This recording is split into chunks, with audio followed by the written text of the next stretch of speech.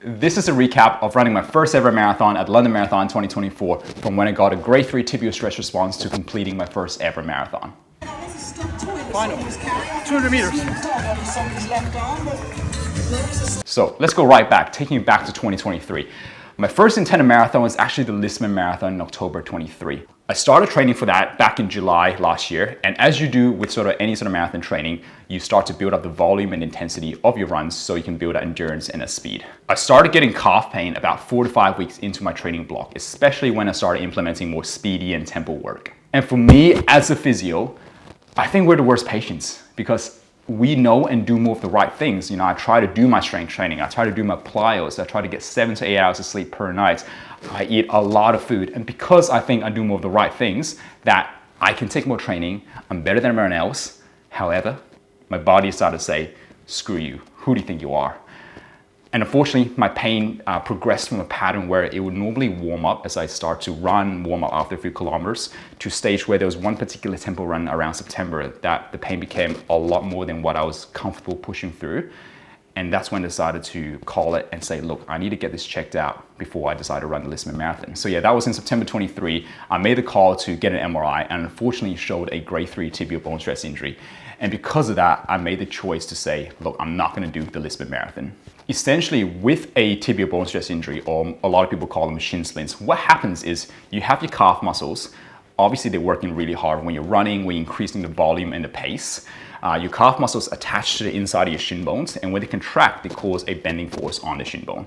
And over time, that can cause some irritation to the shin bone. And when you couple that with an overload in your training where your shins aren't able to recover adequately between the sessions, that can cause a progression of irritation to your bone, and over time we can develop what we call shin splints or a bone stress injury to your tibia. Fortunately, my injury wasn't a grade 4, so it wasn't a stress fracture. However, it was still a bone stress injury nonetheless. Having a grade 3 injury means I have to take about 8 to 10 weeks off running and use that period to rehab, which meant, yes, I had to pull out of the Lisbon Marathon. But look, I told myself that's okay because at the time, I was fortunate enough to get a spot for the London Marathon 2024 with the Outrunners. The Outrunners is a running community and a charity group based in Hackney, London. I was super grateful for that, so I told myself, look, I just need to get this injury sorted so I can run London as my first ever marathon. I think getting an injury like that really was a learning experience for me. Firstly, it made me appreciate that doing a marathon is not easy. If it was easy, everybody's gonna do it. Getting an injury like that really gave me an immense sense of appreciation for my health, and that I should never take for granted the ability to move my body pain-free and not to be restricted by injuries. That injury really taught me to drop my ego and to be patient when it comes to improvement running, because getting an injury is always going to set your performance back more than slowing down here and there or to cut back the intensity by 30%. I was reminding myself that this is part of the journey and that I need to be patient because I'm in it for the long game. And ultimately, this injury forced me to take my own advice, to just focus on getting better, to focus on one day, 1 week at a time. It forced me to reflect on my training areas where I definitely did too much too soon, especially when it comes to the faster, longer tempo sessions where my body had just never done that sort of training before. And I just needed more time for my body to get accustomed to the impact and the repetitive loading of running. So yeah, the injury really taught me to train smarter and in a way made me a better therapist for my clients as well. Anyways, with rehabbing my shins, the whole process takes about 8 to 10 weeks. What it involves is really just deloading my strength training initially to allow the irritation to settle. And then we need to gradually progress the S&C, the strength work to promote healing and remodeling of the bone. And then later on, we're gonna add plyometrics to stimulate that bone to get even stronger. And for me, the hardest part was to be patient. I actually wasn't feeling any pain throughout this whole rehab process. However, that's expected. We actually don't want to be pushing into any sort of pain when it comes to rehab for bone stress injury. That just means you're doing too much. But that's what made it challenging because you're pain-free, you want to go and test it, but I needed to keep reminding myself to be appropriate with my load management and to make sure I do the right things moving forward.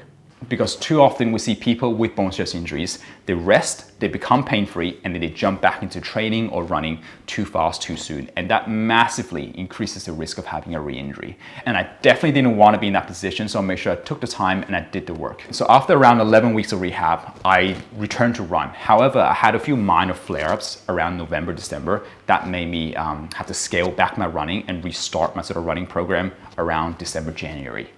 Now, a return to run after bone stress injury is very slow. Like, we're not jumping straight into a 5K. My first run in December was literally 1 minute run, 1 minute walk times 10 rounds. So yeah, very slow. And then I gradually built it up from there. So around January, when I was seeing my family in China, my run was around 2 to 3K in total each run. So it wasn't a lot. And as you can expect, it was January. I was only running about 2 to 3Ks max, and I had to do a marathon in April, in 3 months' time. So that caused me a lot of anxiety. I wasn't sure whether I was able to build up safely to the marathon distance without flaring up my injury again. But for me, you know, there are times when it comes to things like achieving a goal or rehabbing the injury, you can't always control everything. Setbacks can happen. The important thing is to really focus on what you can control and understanding what you can't control. In my case, whether I could run a marathon in April, I thought that was somewhat out of my control. However, what I thought to be within my control was to make sure I show up every day, I put in the work, I do the right things when it comes to my rehab, when it comes to eating well, when it comes to recovering well, when it comes to making sure I'm managing my load appropriately. I made sure to have a solid plan that allows me to gradually progress my training, so eventually I'm able to do 42K successfully.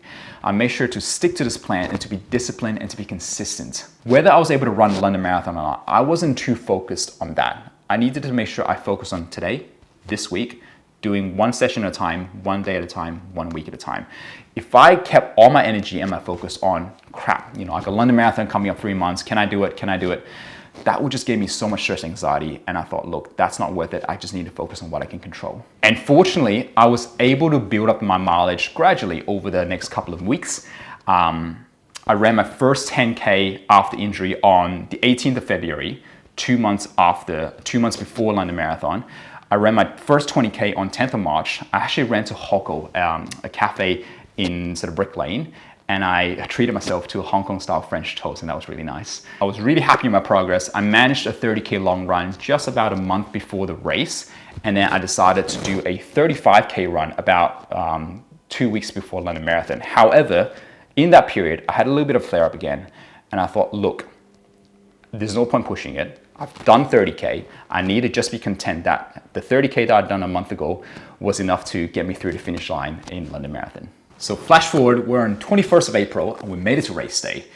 And going to race day, the longest run I've ever done was 30K, and all I've done was easy mileage. So going to race day, my only expectation was to finish the race without injuring myself. I started nice and steady at about 5:45 pace. The energy in the day was just incredible. I think it was like the hardest and the funnest thing I've ever done in my life. I think it's cliche to say, but I think there's something special about running a marathon, about running that 42K distance. I think like a lot of runners, you never thought you were going to be a runner to begin with. You never thought you were going to do a marathon before you started running. But going through this journey of training for marathon, going through this whole process and kind of getting an appreciation for all the hard work that you put in, all the sweat, all the time, especially coming back from an injury where you didn't think, you weren't sure whether you could run the marathon, to after completing the marathon, and that sense of achievement, that sense of joy that you get after you cross the finish line, it's just something special. And the thing is, you know, whether you've done one marathon or whether you've done a couple of marathons, I think running and training for a marathon is never easy. You have to put in the discipline, you have to put in the hard work and the sweat. There are times where you don't feel like training, you don't feel like running, but you still gotta show up. There are times where you're injured and you're not sure, actually, can I even do this race? All of that is part of the journey. And I think the journey, the hard bit, that's what makes it so fun. It's not about the destination, it's about the process, it's about the journey. And I think that's what makes marathons so incredible, so special. That's what makes it worth it.